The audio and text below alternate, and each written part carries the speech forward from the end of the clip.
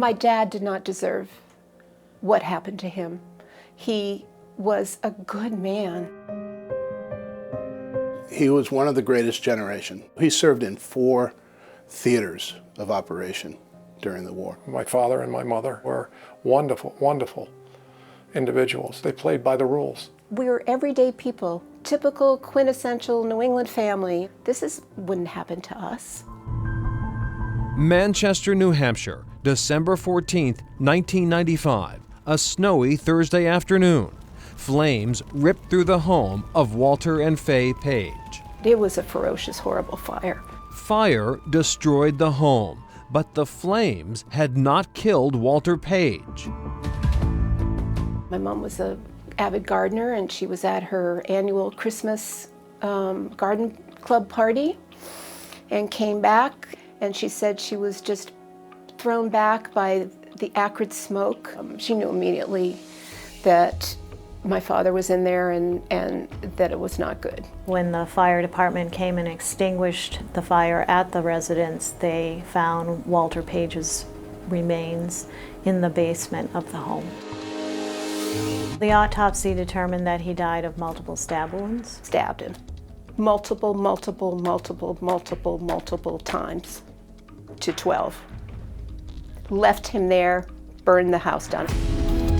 Dennett Page learned of her father's murder from her husband, Hugh. When I had to tell my wife that her father was dead, she just shrieked.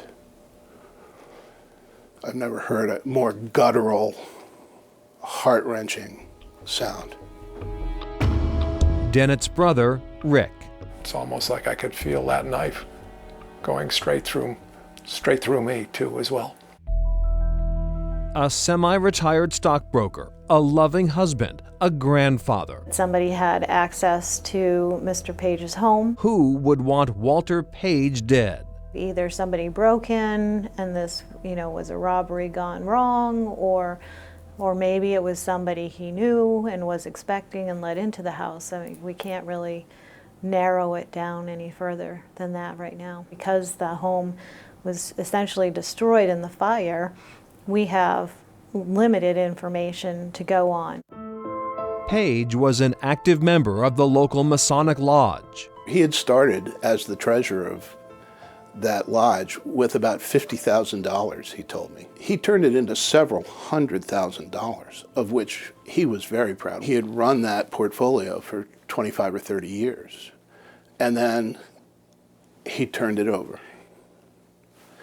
But he kept the account, and he was the one who discovered that the money was being siphoned out of it. In the weeks prior to his death, it had been discovered that money had been embezzled and stolen from the Masons by Bonnie Bickford. She was married to Carl Bickford, who was the treasurer of the local chapter at the time, and she had access some of their checks and bank accounts and had embezzled, I don't know exactly, but over $100,000. She was prosecuted for that and convicted and served her sentence at the state prison for that crime. She was also convicted of an attempted arson or an arson charge because in the days leading up to Walter Page's death, she was trying to avoid being discovered for her role in stealing this money and had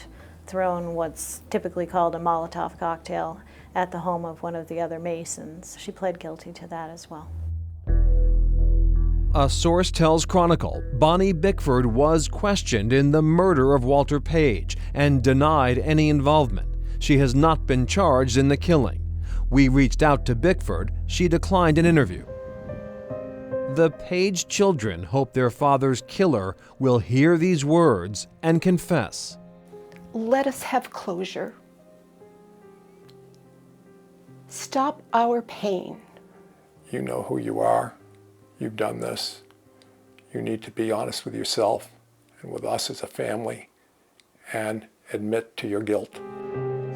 The two also want justice for their mother. My mother had a massive stroke in front of me 6 months after the murder. What happened just absolutely destroyed her too, as well. I think that's why she had the stroke, because her heart was broken and she couldn't handle it. Roughly 3.5, 4 years after, she came down with inoperable cancer. I think she wanted to be with my dad. She died of a broken heart.